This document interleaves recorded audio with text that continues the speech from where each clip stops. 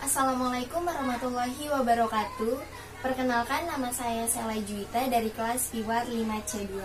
Pada video ini dimaksudkan sebagai tugas UAS mata kuliah Keuangan Internasional Praktik. Nah, dalam video ini insya Allah saya akan membagikan hasil analisis saya mengenai country risk di negara Zimbabwe. Langsung saja kita mulai. Langsung saja ke slide pertama. Pada tahun 1980, negara Zimbabwe mengadakan pemilu untuk yang pertama kalinya. Pada pemilu ini dimenangkan oleh seorang bernama Robert Mugabe. Beliau menang besar yang mana menjadikannya sebagai pemimpin negara tersebut. Tak lama setelah kepemimpinan Robert Mugabe, ia mengadakan program besar bernama Land Reform. Apa itu Land Reform? Jadi Land Reform ini merupakan pendistribusian kembali tanah di negara Zimbabwe secara merata. Namun setelah diadakannya program ini, banyak yang mengeluh merasa tidak adil karena banyak tanah dari para petani yang dibagikan kepada pendukung Robert Mugabe dengan alibi sebagai redistribusi. Selanjutnya, program besar pertama Robert Mugabe sebagai pemimpin negara Zimbabwe yaitu melakukan program Land Reform, yaitu pendistribusian tanah. Pendistribusian tanah dilakukan pada tahun 1980 yang mana merupakan gelombang pertama dari program ini. Namun gagal dilakukan karena program pertama pada gelombang pertama dilakukan atas dasar sukarela daripada pemilik tanahnya. Yang kemudian 1 tahun berikutnya Robert Mugabe mengadakan gelombang kedua dari program Land Reform ini. Program ini dinamakan dengan Fast Track Land Reform. Sesuai namanya Fast Track, program ini ditujukan untuk melakukan pendistribusian kembali tanah secara cepat yang dilakukan dengan paksa oleh pemerintah.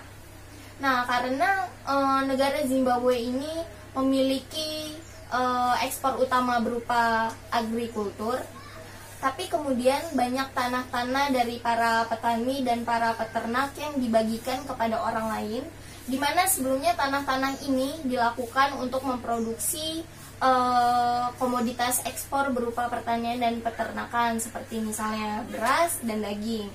Kini tanah-tanah tersebut dikelola oleh orang lain. Kemudian pada banyak kasus setelah program ini dilaksanakan, tanah-tanah tersebut dikelola oleh pegawai pemerintah yang mana mereka tidak mengetahui bidang pertanian ini sehingga tanah terbengkalai dan pegawai pemerintah tersebut tidak tahu bagaimana cara mengelola tanah-tanah tersebut. Akhirnya hal ini memicu terjadinya inflasi pada tahun 2000 di negara Zimbabwe. Pada tahun tersebut inflasi terjadi dengan tingkat 55%. Selanjutnya pada 1 tahun berikutnya yaitu tahun 2001, tingkat inflasi mencapai 2 kali lipat, yaitu mencapai 112%. Selanjutnya, pendistribusian tanah kembali kepada rakyatnya itu memiliki dampak negatif terhadap perekonomian dan keuangan dari negara Zimbabwe. Salah satu contohnya adalah investasi atau banyaknya investor yang kabur dari negara tersebut. Seiring dengan berjalannya waktu, dengan makin banyaknya pendistribusian tanah yang dilakukan, banyak investor yang mencabut investasinya dari negara Zimbabwe untuk melakukan investasi di negara lain. Hal ini terjadi akibat para investor yang tidak ingin mengambil risiko terhadap dana-dananya yang mungkin saja akan terikat oleh rezim kepemimpinan dari Robert Mugabe. Yang kedua adalah inflasi. Dari makin banyaknya investor yang pergi ke luar negeri dan mencabut investasinya dari negara Zimbabwe, mengakibatkan mata uang Zimbabwe yang terus terdepresiasi. Akibatnya apa? Akibatnya adalah barang-barang di dalam negeri yang meningkat, yang melonjak harganya, sehingga mengharuskan negara Zimbabwe untuk melakukan impor dari luar negeri. Mengapa harus dilakukan impor? Nah, ini terjadi karena barang-barang di dalam negeri Zimbabwe sendiri sudah sangat mahal. Jadinya untuk memproduksi barang kebutuhan sehari-hari ini akan memakan banyak sekali biaya. Akibatnya mereka harus melakukan impor dari luar negeri. sebelumnya investasi yang dicabut dari negara tersebut, mata uang yang terdepresiasi, selanjutnya terus melakukan impor dan tersumbatnya tingkat ekspor di negara Zimbabwe mengakibatkan tingkat inflasi yang terus melonjak, sehingga seiring dengan berjalannya waktu tingkat inflasi terus meningkat 2 kali lipat, bahkan beribu-ribu kali lipat. Selanjutnya, pemerintah Zimbabwe mengambil langkah untuk melakukan penanggulangan terhadap inflasi yang terjadi.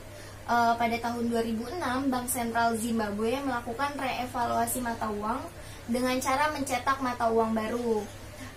Mata uang ini setelah redenominasi atau reevaluasi tadi, mata uang yang baru ini bernilai $1.000 daripada dolar sebelumnya.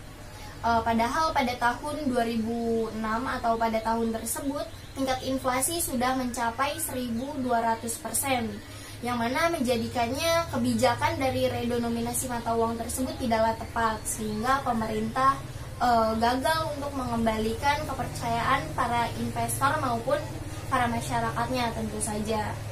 Namun bukannya pemerintah memilih untuk melakukan penanggulangan dengan cara lain. Pada tahun berikutnya, pemerintah melakukan redenominasi mata uang untuk yang kedua kalinya, sehingga setelah redenominasi mata uang yang kedua ini, lembaran mata uang $50 kini bernilai sama dengan $500 juta. Selanjutnya, bisa kita lihat pada gambar terdapat 3 buah mata uang. Yang pertama yaitu tahun 2001. Mata uang ini bernilai $50 sebelum dilakukannya redenominasi yang pertama, yaitu pada tahun 2006. Selanjutnya, gambar kedua bisa kita lihat di tahun 2006 mata uangnya berubah menjadi $500 juta. Tentu saja nilai $500 juta ini setara dengan mata uang yang sebelumnya, yaitu $50. Nah, selanjutnya pada tahun 2007 mata uang baru dikeluarkan dengan dilakukannya redenominasi mata uang yang kedua, yaitu mata uang dengan nilai 100 triliun yang nilainya sama dengan yang sebelumnya, yaitu $500 juta Zimbabwe.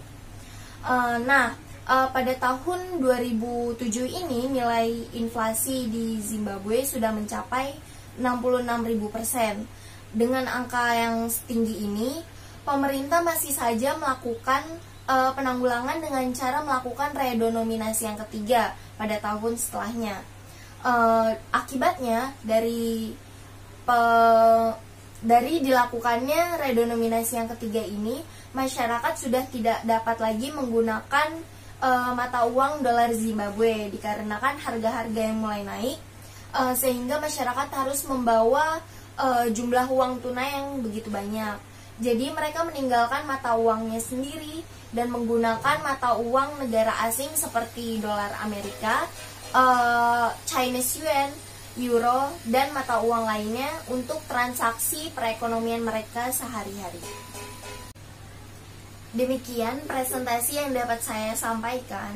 Mohon maaf apabila banyak kesalahan yang telah saya lakukan. Mohon dimaafkan yang sebesar-besarnya. Wassalamualaikum warahmatullahi wabarakatuh. Terima kasih sudah menyimak.